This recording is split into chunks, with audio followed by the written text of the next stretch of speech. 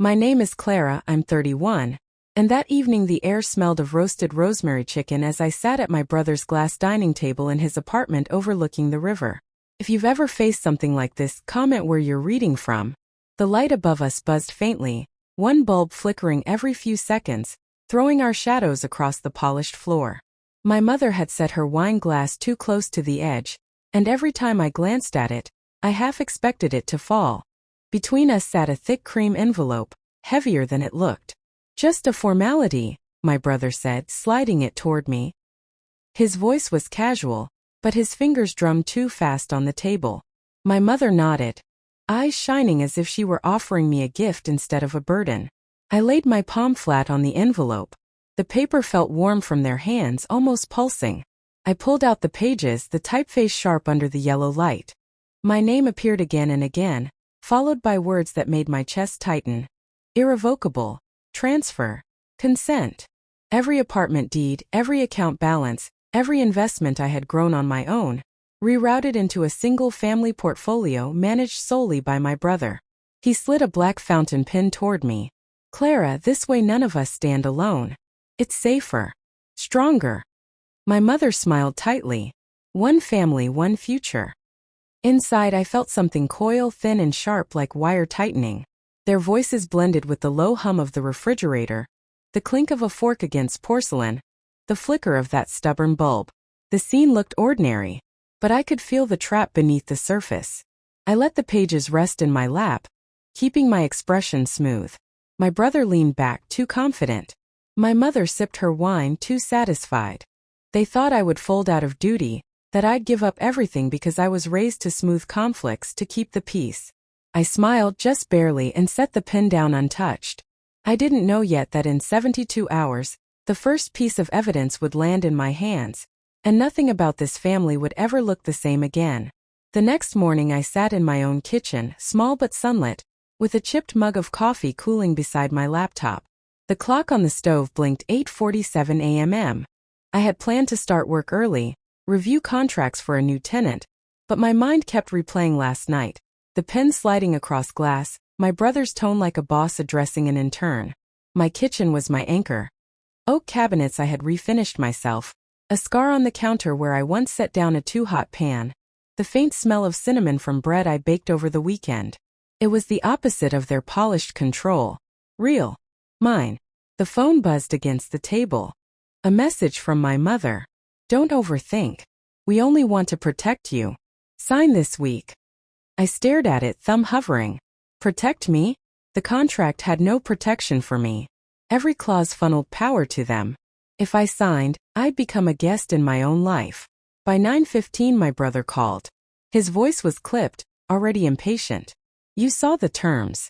It's standard. People with real assets consolidate. Don't stall. I'm not stalling, I said, keeping my tone flat. I'm reading. He laughed short and sharp. You think you understand these things? Leave it to me. You'll thank me later. Something inside me hardened. For years I had let comments like that slide about how I was too soft, too naive, too distracted. But this was no comment. It was a claim to everything I'd built. The 2 rental units, the savings account I had grown to 6 figures, even the little condo where I was standing barefoot at that moment. I closed my laptop with a quiet snap. The sound startled me with its finality. For the first time I thought it clearly. I won't do this anymore. Not on their terms. The mug was still warm in my hand as I carried it to the sink. Outside, the river sparkled through the kitchen window, steady and indifferent. My reflection in the glass looked calmer than I felt. Somewhere inside me a plan began to form, small, fragile, but undeniable. It didn't start with that envelope. It never does. When I was 22, fresh out of college, I worked double shifts at a bookstore and tempied at an accounting office just to make rent on a 400-square-foot studio with a window that rattled every time the subway passed. I asked my parents for help once. Just help co-sign a $6,000 loan so I could finish my last semester without juggling 3 jobs. They refused. It will teach you resilience, my mother said, stirring her tea as though she were offering wisdom, not a closed door. So I learned resilience. Nights spent tallying receipts under fluorescent lights, saving tip money in envelopes, patching my winter coat with duct tape. When I scraped together enough to buy my first condo at 26, a tiny one-bedroom in a building with peeling paint, I signed the deed alone. The keys felt heavy in my hand but honest. Over the years I reinvested carefully. 1 unit became 2, then 3.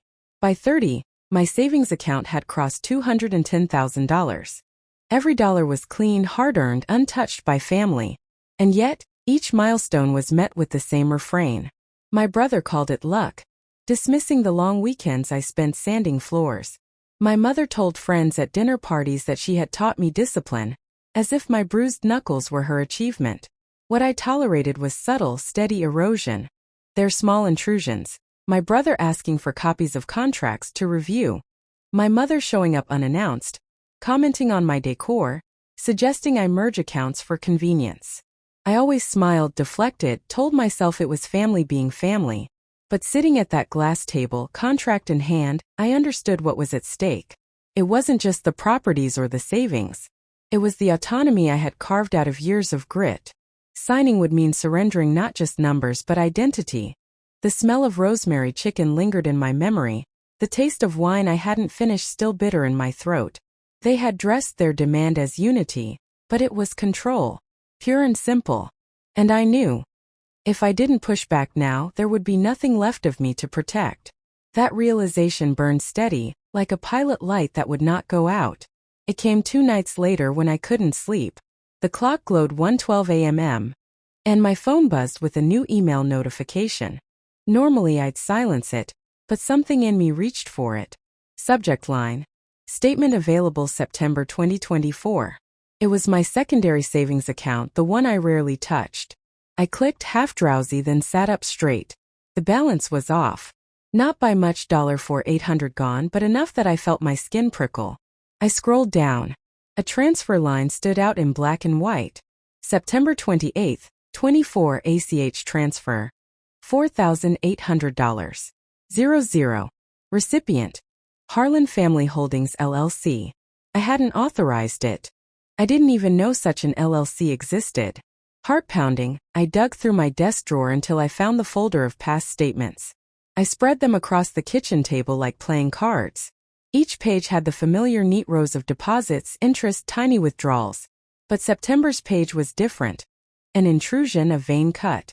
At the bottom corner of the PDF was my name, but the authorization signature was a scan, not mine. Too smooth, too exact, like someone had traced me. I whispered into the quiet, the refrigerator humming back at me. They already touched it. The words on the screen felt colder than the autumn air drifting through my cracked window. My stomach clenched. It wasn't just about contracts they wanted me to sign, it was about what they were willing to take before I said yes. I highlighted the transfer, printed the page. The paper was still warm in my hands, the black ink crisp. I clipped it into a manila folder, slid the pen across my own palm just to feel its weight. It was the first concrete proof. No more whispers, no more hunches. They had crossed the line.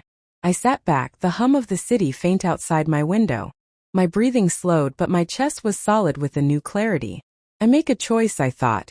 I wasn't just going to resist. I was going to fight. By morning, I needed someone who could tell me if what I saw was real, or if exhaustion had twisted numbers in my head. At 10:03 a.m., I sat across from a financial advisor I trusted, a man who had once helped me refinance my second property. His office smelled faintly of coffee and printer toner. The blinds were half open, stripes of sunlight cutting across the dark desk. I slid the printed statement toward him. Can you check this line? September 28th. Transfer out. He adjusted his glasses, leaned forward. His finger traced the page. Then he clicked his mouse, pulling up the bank's interface on his screen. I watched the glow reflect off his face, watched his expression shift from neutral to concerned. This authorization, he said finally, doesn't look like an original. See here? He pointed to a faint pixelation around the signature block. It's a copy-paste overlay, not a live capture. My chest tightened. So it's forged? He nodded once, crisp. And the recipient, Harlan Family Holdings LLC? I did a quick registry check. Filed 6 months ago. Your brother's name is listed as managing partner. The air felt heavier, pressing down on my shoulders. How much? I asked. My voice came out flatter than I expected. $4,800 this month. But look here. He clicked, pulling older data. A test transfer in August, $500. Small enough not to raise alarms. The number sat between us like a stone. $5,300 gone in their hands under my name. He shut the file with a decisive click. Clara, you can't ignore this. It's fraud. If you let it slide, they'll keep draining accounts until you're left with nothing. I picked up the warm paper again, edges curling under my grip. The hum of the office printer filled the silence, and I felt the same wire tighten in me that had coiled at my brother's table. This wasn't paranoia. This was theft. And the next move had to be mine. I won't let them touch another cent, I said quietly, more to myself than to him. The advisor nodded once. Then you need to act fast. Banks give you 30 days to dispute. Today is the 29th. The deadline hit me like cold water. 1 day left. I slipped the paper back into the folder, my decision already forming with the weight of inevitability. I didn't wait. That same afternoon, I walked into my bank's downtown branch, folder pressed tight against my side. The marble lobby was cool, smelling faintly of disinfectant and polished brass. At the counter, I asked for a manager. In a small glass-walled office, I laid out the printed statement, the forged transfer, the LLC registration I had pulled that morning. My voice was calm, but my fingers tapped once against the folder before I stilled them. I want every external transfer frozen, I said. Effective immediately. And I want auto payments canceled on all linked accounts. The manager, a woman in her 50s with clipped speech and steady eyes, studied me for a moment before nodding. She clicked into her terminal, her hands moving quickly over the keyboard. Done, she said. Outbound wires blocked. ACH transfer suspended. Cards reissued. We'll flag this LLC for investigation. You'll need to file a formal fraud complaint. I'll file today. Her printer whirred, spitting out new forms. I signed each page carefully, pressing my pen harder than necessary, the ink sinking into the paper. By 4:32 p.m. The accounts were locked, autopays cut, every avenue they had siphoned from me closed. I walked out with fresh debit cards sealed in a white envelope, my hands steady for the first time in days. 2 hours later, my phone rang. My brother. What did you do? His voice was sharp, louder than usual. In the background I heard traffic, the honk of a horn. I secured my accounts, I said. You embarrassed me. Do you know what you've triggered? Payments were due. I let his words hang in the air. Payments. His payments. With my money. You'll figure it out, I replied, tone even. The silence on his end was thick. Then came the low hiss. You're making a mistake. I ended the call without another word. For a long time I stood in my quiet condo, the city lights blinking through the window, the envelope of new cards on the counter. The fridge hummed, the air felt steady, and for the first time in years so did I. The quiet shock had landed, not in me but in them. And I knew it was only the beginning. The fallout was immediate. 2 mornings later at 7:26 a.m. I woke to a string of missed calls, 12 from my brother, 5 from my mother. A voicemail from my landlord contact crackled through the speaker. Clara, I'm sorry, but the transfer for Unit 3's utilities bounced. Can you resend? I closed my eyes. The autopays I had canceled were all tied to my accounts. My brother had been routing bills through me without asking. By 9 o'clock, I was on the phone with the utility company, reading off my own debit card number, re-establishing the line directly in my name. The representative on the other end tapped her keyboard, then said, Funny, ma'am. It looks like someone switched billing to a third-party account last spring. My jaw clenched. Last spring was when my brother had filed that LLC. I walked to my filing cabinet, pulled the thin blue folder labeled Units, and started making calls. Internet, insurance, even the property tax autopay. Every account had been quietly rerouted through them. By 2:45 p.m., I had restored every payment under my control. My checks would clear. My tenants wouldn't feel the ripple. The LLC was cut out like rot. That evening my phone buzzed again. A message from my brother. You think you won? All you did was make enemies out of family. I typed back one line then deleted it. Instead, I powered off the phone and sat at my kitchen table with a fresh notebook. The cover was rough cardboard, the kind I liked. On the first page, I wrote in black ink, Independent Ledger, October. Underneath, I listed each property, each account, each safeguard. A map of my life reclaimed. For the first time, the silence in my condo didn't feel like waiting for the next intrusion. Felt like space. And yet, beneath that quiet win, I knew there was more I hadn't uncovered. The missing piece still out there, waiting. It came from an unexpected place. The mailbox downstairs. On October 14th, just after noon, I pulled out a stack of envelopes, ads, a flyer, a plain white one with the bank's return address. Inside was a notice dated October 9th. Application received, new line of credit, $25,000. Pending approval.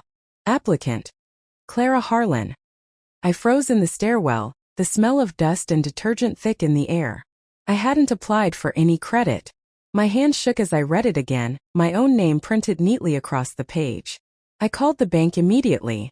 After 10 minutes of holds and transfers, a supervisor confirmed. Yes, we received an application last week.